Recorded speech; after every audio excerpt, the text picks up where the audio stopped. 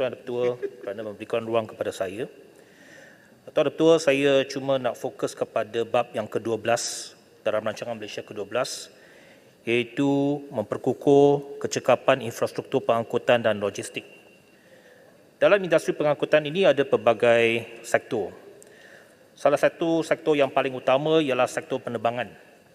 Kerana sektor penerbangan ini merupakan penghubung antara negara kita kepada dunia luar.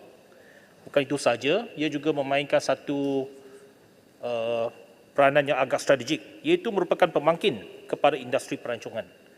Kerana sektor penerbangan yang dinamik, yang kuat, akan dapat membawa lebih ramai pelancong ke negara kita. Tetapi dengan duka citanya, saya membaca keseluruhan bab ke-12 ini dalam RMK 12, tidak ada satu perancangan yang spesifik untuk menaik taraf mana-mana lapangan terbang di seluruh negara kita. Setahu saya, setakat ini ada projek yang sedang menaik taraf lapangan terbang, hanyalah lapangan terbang Kota Baru dan juga lapangan terbang Sandakan. Tetapi dalam dokumen RMK 12 ini, tidak ada apa-apa perancangan spesifik untuk mana-mana lapangan terbang. Tetapi saya melihat ini bahawa ada pelbagai permintaan. Semasa saya di Kementerian Pengangkutan, saya faham bahawa setiap negeri meminta supaya dipertimbangkan untuk menaik taraf lapangan terbang mereka. Khususnya bandar-bandar sekunder seperti Pulau Pinang, Ipoh, Kuantan, Alor Setar, Sandakan, Tawau, Sibu, Miri, Bintulu dan sebagainya. Semua lapangan terbang ini memang memerlukan penaik tarafan. Walaupun sekarang ini sektor penerbangan sedang menghadapi penguncupan kerana permintaan yang berkurangan dan sebagainya. Tetapi kita yakin bahawa post-COVID ini, sektor penerbangan ini akan naik semula. Permintaannya akan meningkat semula. Dan sudah tentunya keperluan untuk lapangan terbang akan meningkat. Jadi kita perlu merancang untuk masa depan. Kerana pembangunan lapangan terbang ini memakan masa. Dia bukannya hari ini kita rancang, tahun depan kita terus dapat menaik taraf lapangan terbang. Ia mengambil masa bertahun-tahun. Sebelum ini banyak syarikat swasta yang sebenarnya telah pun memberikan pelbagai cadangan kepada kerajaan untuk mengoperasikan lapangan terbang ataupun membangunkan lapangan terbang melalui private initiative. Tetapi kita tahu bahawa oleh kerana model lapangan terbang pada ketika ini, kerajaan terikat dengan operating agreement dengan MAHB, iaitu syarikat operasi lapangan terbang di negara kita, walaupun merupakan sebuah syarikat milik kerajaan, tetapi ia merupakan satu syarikat tersenarai. Apa-apa keputusan yang melibatkan daripada operating agreement ini, maka ia memerlukan keputusan daripada pemegang saham. Saya nak mencadangkan kepada kerajaan, kerana kita tahu bahawa pembangunan lapangan terbang ini memakan belanja yang cukup besar. Dan oleh kerana kekangan peruntukan pembangunan dalam belanjawan kita setiap tahun, maka kerajaan memerlukan satu model pembangunan dan pembiayaan lapangan terbang yang baru. Dan sebelum ini, pernah pun ada kajian oleh pihak khazanah untuk melihat bagaimana kita dapat melihat satu model baru. Saya suka mencadangkan kepada kerajaan supaya melihat untuk mempertimbangkan, untuk menyasenaraikan ataupun dalam bahasa Inggeris dengan izin, to take MAHB private. Kerana sekarang ini merupakan satu syarikat tersenarai. Kalau kita mengambilkan syarikat ini menjadi satu syarikat milik kerajaan secara penuh, tidak disenaraikan, maka kerajaan mempunyai satu ruang yang lebih besar dan lebih bebas untuk lihat bagaimana kita dapat mencari syarikat-syarikat operasi yang lain untuk kita berusaha sama untuk membangunkan lapangan terbang. Saya faham bahawa lapangan terbang ini merupakan aset strategik negara. Saya tidak mencadangkan bahawa lapangan terbang ini dijual. Bukannya seperti apa yang dicadangkan untuk lapangan terbang Subang. Tetapi dia mesti dikuasai oleh khazanah, dikuasai oleh kerajaan melalui khazanah. Tetapi khazanah boleh mencari syarikat-syarikat swasta yang lain untuk berusaha sama supaya bersama-sama untuk menaikkan ataupun membangunkan lapangan-lapangan terbang. Yakinlah bahawa terdapat banyak pihak swasta yang ada minat untuk membangunkan lapangan-lapangan terbang kecil, termasuklah Kuantan, termasuklah Ipoh, Sandakan, Tawau dan sebagainya, supaya melebarkan landasan lapangan terbang itu dan juga membesarkan lapangan terbang. Tuan Ketua, perkara yang kedua yang saya nak menyentuh ialah berkenaan dengan sektor rail. Dalam dokumen RMK 12 ini, dinyatakan bahawa salah satu projek menaik taraf landasan kereta api KWDT 2 akan siap pada tahun 2026. Tetapi saya nak mempersoalkan bagaimana kerajaan boleh memastikan projek ini siap pada tahun 2026 kerana sekarang ini projek ini tergendara. Projek ini telah diberhentikan oleh pihak Kementerian Pengangkutan. Menteri Pengangkutan kononnya nak menjadi hero. Dia batalkan kontrak projek tersebut kepada syarikat Daya Maju LTAT. Kononnya mendakwa bahawa projek ini diberikan oleh Kerajaan Pakatan Harapan secara rundingan terus. Padahal projek ini telah dianugerahkan oleh Kerajaan Barisan Nasional. Kita hanya menyambung dan kita merunding semula dengan satu kos yang lebih rendah. Tetapi sekarang ini projek ini telah dibatalkan. Kontrak itu telah dibatalkan. Dan syarikat itu telah membawa kerajaan ke mahkamah. Dan terdapat banyak implikasi perundangan dan kewangan terhadap projek ini. Kemungkinan di mahkamah bertahun-tahun. Projek ini tak dapat jalan. Landasan itu tidak dapat digunakan.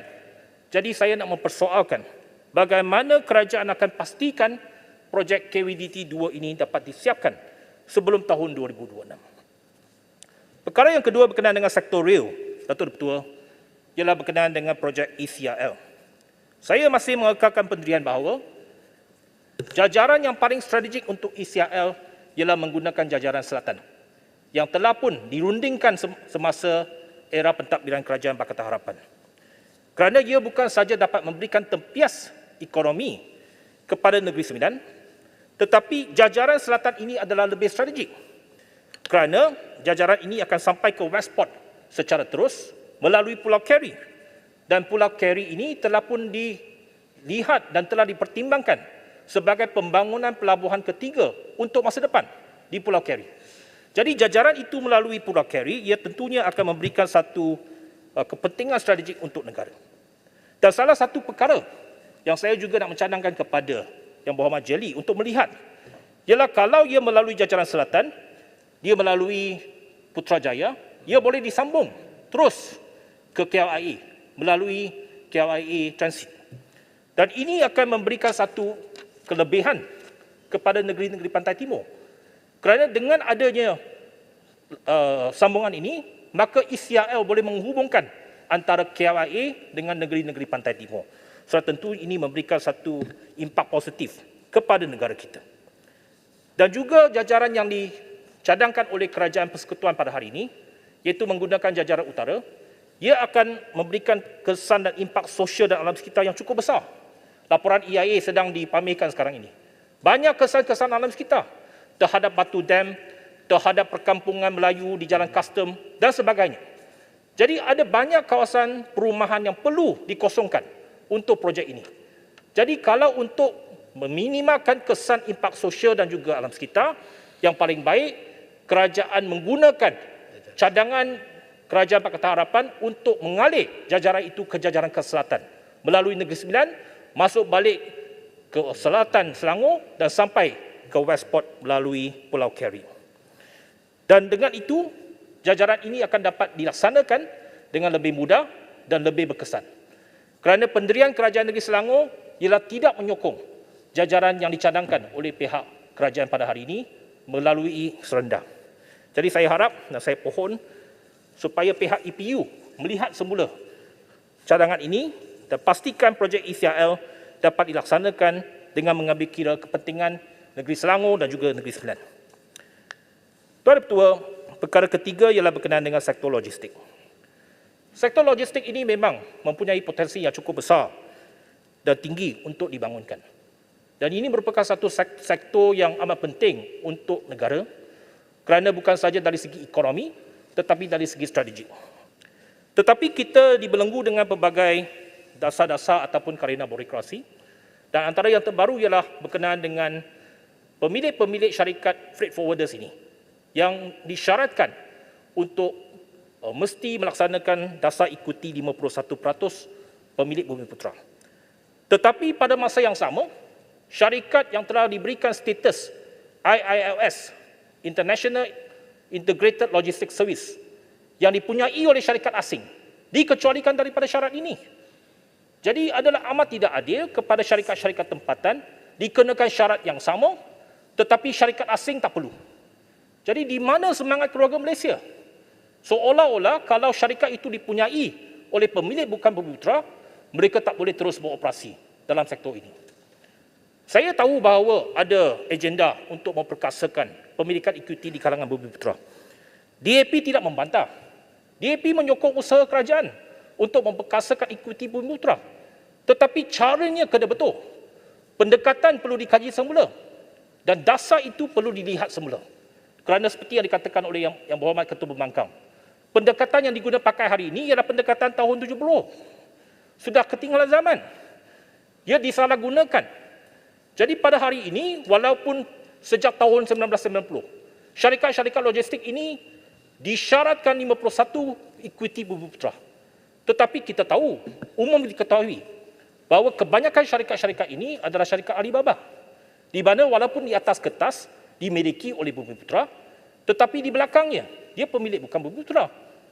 Jadi untuk membantu bumi putra, saya cadangkan dan saya pohon supaya kerajaan mengkaji untuk meliberalisasikan sektor ini, dan apabila diliberalisasikan, kerajaan akan mengetahui secara spesifik mana satu syarikat ialah milik bumi putra, dan bantulah syarikat-syarikat bumi putra ini bagi grant kepada mereka untuk digitalisation dan sebagainya, untuk menjadikan mereka sebagai syarikat yang bertaraf antarabangsa, yang bertaraf boleh berdaya saing di peringkat antarabangsa.